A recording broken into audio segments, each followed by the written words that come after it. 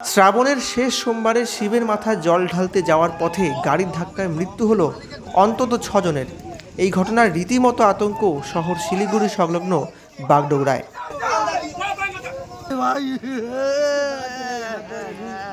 জানা গেল, এদিন সকাল সকাল শিবের মাথায় জল ঢালতে যাবে বলে 10 জন যুবক পায়ে হেঁটে জঙ্গলি বাবার মন্দিরের দিকে যাচ্ছিল।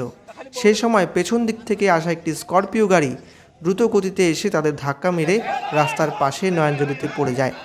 ঘটনাস্থলে মৃত্যু হয় বেশ কয়েকজন বোলবম যাত্রী। ছুটে আসেন এলাকাবাসীরা।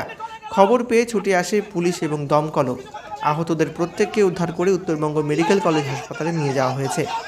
জানা গেল, স্করপিও গাড়িটি দেওঘর থেকে ভক্তদের নিয়ে আসছিল।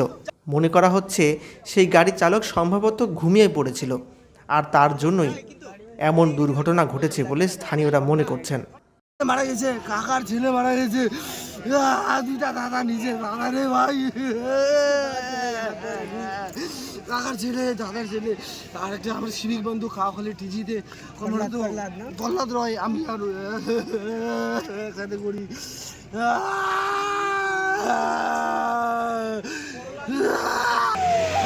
জল ঢালতে যাচ্ছে সকালবেলায়। সবাই কয়জন ছিল?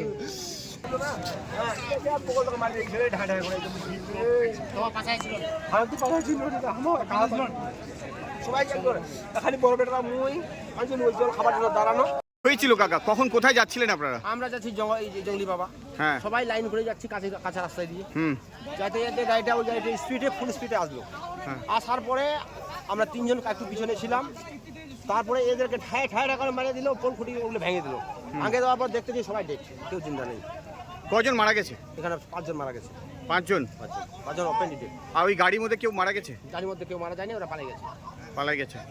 আপনারা কোথা থেকে কোথায় যাচ্ছিলেন? আমরা বাড়ি থেকে আছে বাড়ি, মোটামুটি 4 থেকে 5 কিলোমিটার। জায়গার নাম কি? আমার হাউদিজোত। জায়গার নাম হাউদিজোত। আর দানাগজের ছিল লোক?